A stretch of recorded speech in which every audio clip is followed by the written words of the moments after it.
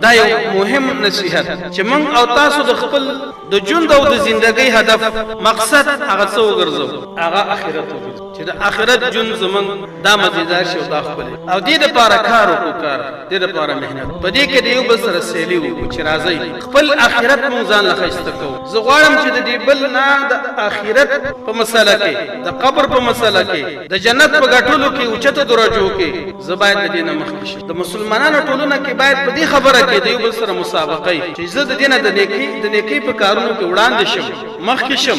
زه باید ډیر کارونه د نیکۍ وکم د خپل رب د رضا په خاطر.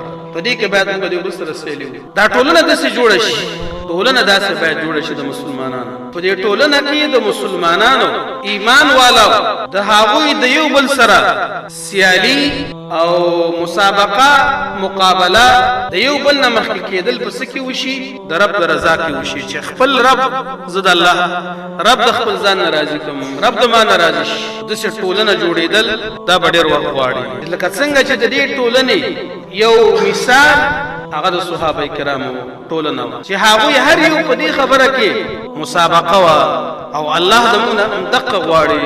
الله د جنتونو تذکرې کوي او وایي وفي ذلك فليتنافس المتنافسون. خپل سیالي د یو بل سره په دې کې وکړي په څه کې د جنت په ګټلو. پلان کې دومره نیک عمل وکړو، دا نفل عمل وکړو، دا یو وکړ، دا یو وکړ، دا یو وکړ، دا د ما نه مخکې شو، زه باید د دې نه په دې کار کې نور مخکې لاړ شم. په دې کې د یو بل سره پکار او دا سوچ او دا فکر وکړو چې دا د نن ورځ، نن شپه دا زما د ژوند اخري شپه او اخري ورځ. یو انسان ذهن او دماغو کې دا خبره متصور کړي او دا خبره خپل زړه ته وغورځوي چې یاره زما د ژوند ډیوه نوره په مړه کېدو په ختمېدو ده او زما د ژوند د اخري شپه ده او اخري ورځ ده. نو ته دا داسې ووایه چې دغه انسان به څومره قیمتي انسان د دې نه جوړ شي، دغه انسان به څومره اخلاقي وي، دغه انسان به څومره مینه ناک وي، دغه انسان به څومره هر چا ته نږدې وي او څومره